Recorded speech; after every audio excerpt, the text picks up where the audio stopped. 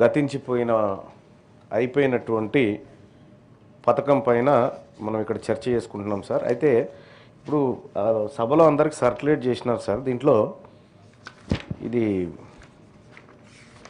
కొంచెం మీరు దీని మీద ప్రత్యేక దృష్టి పెట్టాలి సార్. ఇందులో కొన్ని పదాలు అసలు ఎవరికి అర్థమయ్యే పదాలు కూడా లేవు సార్. ఇలా ఏకీకృత, సమీకృత, ఏమో రకరకాల పదాలు ఉన్నాయి. ఇవి సభ్యులకు కూడా అర్థం కావు సార్. చదవడానికి ట్రాన్స్లేషన్ కష్టంగా ఉంటే మనకు అధికార యంత్రాంగం ఉంది కదా, వాళ్ళు చూసుకోవాలి కదా. ఇది అసలు ఇది ఏది మన గతంలో సాధారణమైనటువంటి భాషలో ఇది సమాజానికి అర్థం కావాల్సినది సార్. ఇది ఎలా అంటే ఇక్కడ వికసిత గ్రామ పంచాయతీ ప్రణాళికల ద్వారా చేపట్టవలసిన సమీకృత పనులతో పాటు ఇవన్నీ పదాలు పాపం తెలిస్తే నీకు పని నీకు పని ఏం చేసుకుంటావో చేసుకో అంటే పస్తులు పండాల్సిన రోజు నుంచి నువ్వు ఇయ్యకపోయినా సరే నేను కరువు పనికి పోయినా బతుకుతా అనేటువంటి ఒక మాట ప్రజల్లో వినిపించేది సార్. కనీసం కరువు పని చేసుకొని బతుకుతాను, కరువు పని అంటారు సార్ ఇప్పటికి కూడా. ఇది మనం పెద్ద పెద్ద పేర్లున్నాయి కానీ ఊర్ల పండి ఇప్పుడు ఏడికి పోతున్నా అంటే కరువు పనికి పోతున్నా అంటారు. అలాంటి కరువు పనికి పోతే ఒక ధైర్యం సార్. ఏమీ లేని వాళ్ళకి నా కోసం ఒకటి ఉన్నది అనేటువంటి ఒక ధైర్యం అప్పుడున్నటువంటి యూపీఏ గవర్నమెంటు, అప్పుడున్నటువంటి ప్రధానమంత్రి మన్మోహన్ సింగ్ గారు ఆ ప్రభుత్వం తీసుకొచ్చినటువంటి గొప్ప చట్టం సార్. ఆ ప్రభుత్వం నిజంగా ఈ దేశంలో ఉన్నటువంటి పేదవాళ్ళ కడుపులోకి తొంగి చూసి చట్టాన్ని తెచ్చింది సార్. ఎస్ సార్, అంతవరకు కరెక్ట్, బాగుంది. ఆ తర్వాత యూపీఏ గవర్నమెంట్ అప్ టు 2014 వరకు, ఆ తర్వాత వచ్చినటువంటి నరేంద్ర మోడీ గారి ప్రభుత్వం, ఎన్డీఏ ప్రభుత్వం మొన్నటి వరకు ఏ ఇబ్బంది లేకుండా చట్టాన్ని యథాతథంగా కొనసాగించింది సార్. కొనసాగించినటువంటి సందర్భంలో ఏమీ ఇబ్బంది లేదు సార్. కానీ కొన్ని మార్పులు చేస్తూ వాళ్ళు రామ్జీ పేరు మీద కొన్ని తీసుకొని వచ్చినారు సార్. పేరు మార్చుకుంటే కూడా ఇబ్బంది లేకుండే సార్. ఎందుకంటే నరేంద్ర మోడీ గారు ఇప్పటికే ఎన్నో పేర్లు మార్చారు, ఎన్నో పథకాల పేర్లు మార్చారు.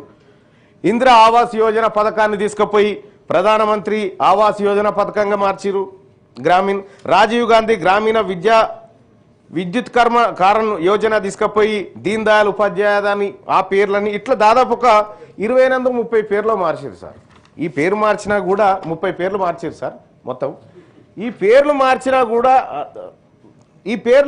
కూడా మాకేం ఇబ్బంది లేకుండే సార్, మా వర్గాలకేం ఇబ్బంది లేకుండే. ఎందుకంటే పేరు ఏదున్నా సరే సార్, పథకం ద్వారా మా తలరాత మారాలనుకున్నాం కానీ పేర్లు మారిస్తున్నంత మాత్రాన మా తలరాత మారుతుందని కేంద్ర ప్రభుత్వం అనుకోవడము, తద్వారా మాకేదో ఇప్పుడు మహాత్మా గాంధీ గారి పేరు తీసేసి నరేంద్ర మోడీ గారి పేరు పెట్టుకున్నా మాకు వచ్చేదేం లేదు సార్ దీంట్లో.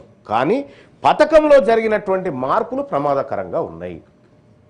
ఈ పథకంలో జరిగినటువంటి మార్పులు సార్ 60-40 రేషియో అనేది ఈ దేశంలో అన్ని రాష్ట్రాలకు కాదు సార్, మళ్ళా అన్ని రాష్ట్రాలకు కాదు, ఈశాన్య రాష్ట్రాలకు ఒక విధానం, యూనియన్ టెరిటరీస్ ఏవైతే ఉన్నాయో చండీగఢ్ కానీ లక్షద్వీప్ కానీ ఆ తర్వాత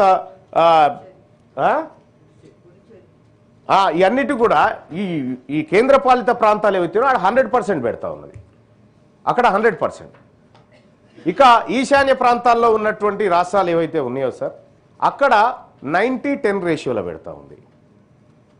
ఇక్కడికి వచ్చేసరికి ఏ ప్రాంతంలోనైతే ఎక్కువ మంది ఎస్సీ ఎస్టీ బీసీలు ఈ పథకం పైన ఆధారపడి బ్రతుకుతూ ఉన్నారో వాళ్ళ నోట్లో మట్టి కొట్టినట్టుగా, అసలు వీళ్ళతో మాకు సంబంధం లేదన్నట్టుగా మీ 60% ఇస్తాం, మీ కర్మ అది సార్. ఒకప్పుడు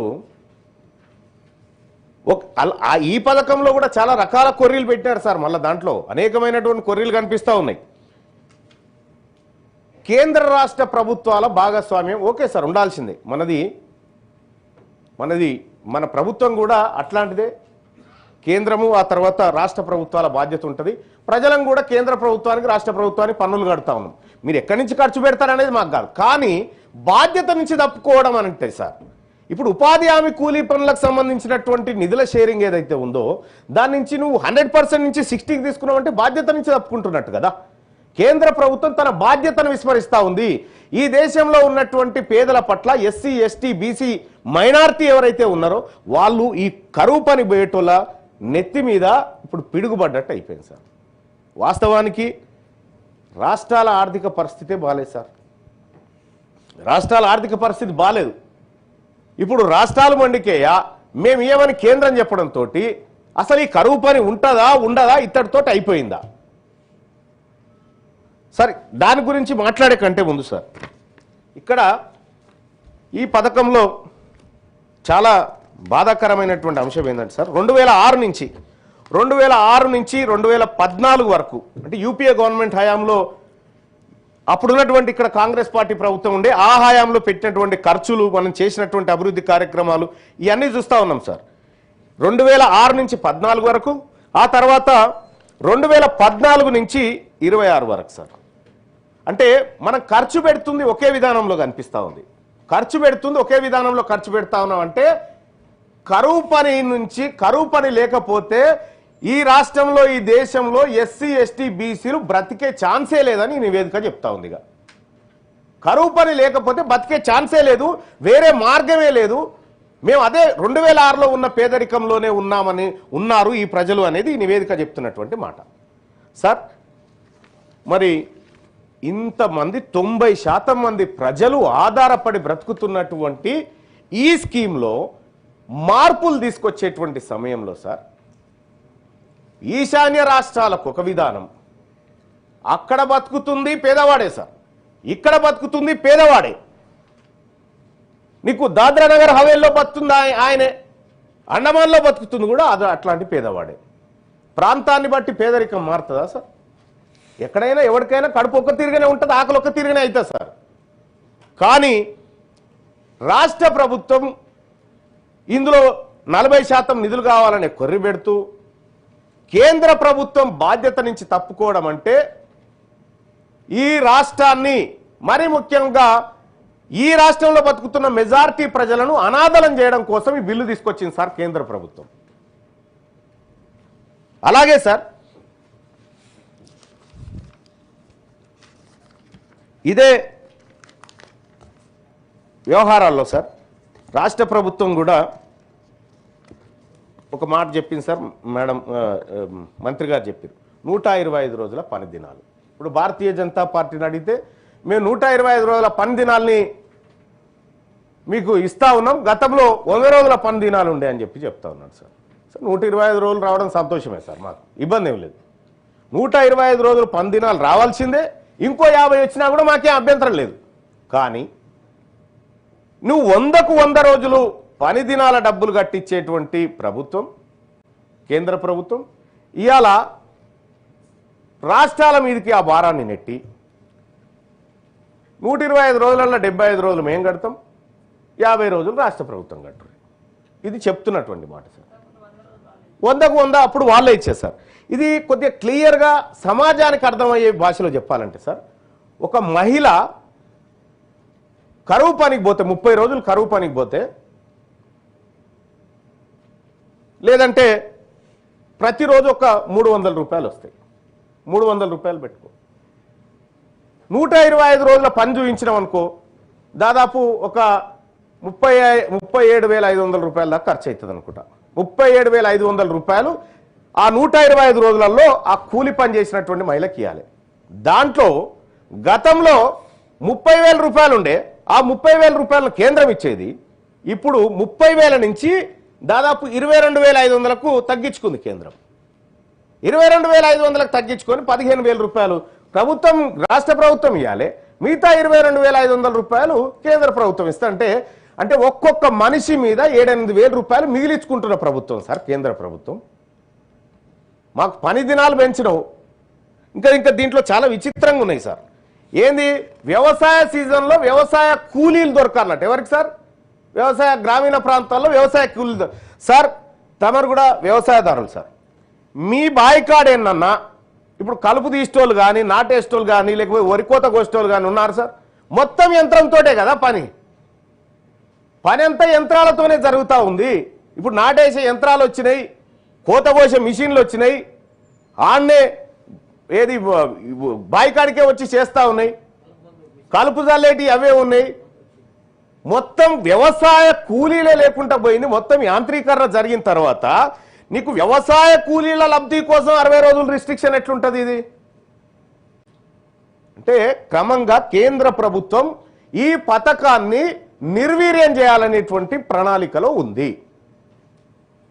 ఈ పథకాన్ని ప్రజలకు మరీ ముఖ్యంగా గ్రామీణ ప్రాంత ప్రజలకు దూరం చేయాలనేటువంటి ఆలోచనతో ఉన్నట్టుగా అనిపిస్తా ఉంది సార్. ఇక్కడ సార్ మరి కేంద్ర ప్రభుత్వం బాధ్యతనేనా? రాష్ట్ర ప్రభుత్వం మంత్రి గారు కూడా ఇక్కడే ఉన్నారు.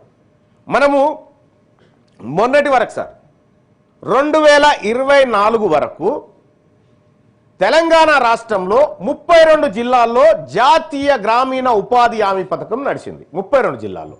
మరి ఇప్పుడు 31 జిల్లాలకి ఎందుకు వచ్చింది? ఇంకో జిల్లా ఎటు పోయింది? ఇంకో జిల్లాను అర్బనైజ్ చేసిరు మీరంతా.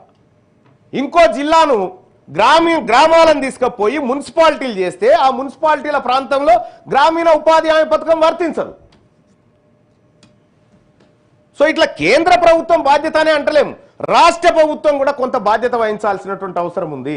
ఈ పథకంలో ఉన్నటువంటి లోటుపాట్ల మీద కేంద్ర ప్రభుత్వం మీద ఒత్తిడి తేవాల్సినటువంటి అవసరం ఉంది. పథకం పేరు ఏదనేది మాకు అభ్యంతరం లేదు సార్. పథకాల పేర్లు మారితే కాదు సార్, మా తలరాత మారితే మాకేమో ఆనందం. ఇక్కడ ఈ పథకం ద్వారా రాష్ట్ర ప్రభుత్వాల మీదకి భారం వేసి మాది మేము ఇచ్చేసినాం షేరు, ఇవ్వకపోతే మిగతాదంతా వాళ్ళ బాధ్యత అనేటువంటి పరిస్థితి సార్. సార్ కేంద్ర ప్రభుత్వాన్ని ఎన్ని పొరపాట్లు ఉన్నాయి ఇంప్లిమెంటేషన్ దగ్గర, రాష్ట్ర ప్రభుత్వానికి కూడా అన్నీ ఉన్నాయి సార్ ఇక్కడ. కాబట్టి ఈ తెలంగాణ రాష్ట్రంలో 100% మంది ప్రజల జీవనాధారంగా ఉన్నటువంటి ఈ పని ఏదైతే కరువు పని ఉందో దీన్ని పాత పద్ధతిలో కొనసాగించే విధంగా లేదు అంటే ఈశాన్య రాష్ట్రాలకు వర్తిస్తున్నటువంటి విధానంలో మనకన్నా వర్తించే విధంగా తెలంగాణ రాష్ట్రంలో ఉన్నటువంటి అన్ని పక్షాలు కృషి చేయాలి. భారతీయ జనతా పార్టీకి ఎక్కువ బాధ్యత ఉంది. ఈ జాతీయ ఉపాధి హామీ పథకం ద్వారా సో కొత్తగా ఏదన్నా ప్రభుత్వాలు వస్తే దేశం ముందుకు పోతున్నటువంటి క్రమంలో రూపాయి అంటే ఇంకొక రూపాయి యాడ్ చేసి పేదలకు సాయం చేయాలి, కానీ పేదోళ్ళ తలలో ఉన్నటువంటిది గుంజుకపోయేటువంటి పథకం లెక్కనే కొత్త ప్రభుత్వం ఇది కొత్త స్కీమ్ లాగా కనిపిస్తూ ఉంది సార్. ఇక ఈ గ్రామీణ ఉపాధి హామీ పథకానికి సంబంధించి సార్ ఇవాళ జాబ్ కార్డుల విషయంలో సార్ చాలామంది మహిళలు 60% మంది మహిళలకు ఇందులో కూలీనాలు దొరుకుతుంది అన్నట్టుగా చెప్తా ఉన్నారు సార్. మరి 60% మంది మహిళలు ఈ కరువు పని మీద ఆధారపడాల్సిన పరిస్థితులు ఎందుకు వచ్చినాయి? ఈ రాష్ట్ర ప్రభుత్వం మహిళల కోసం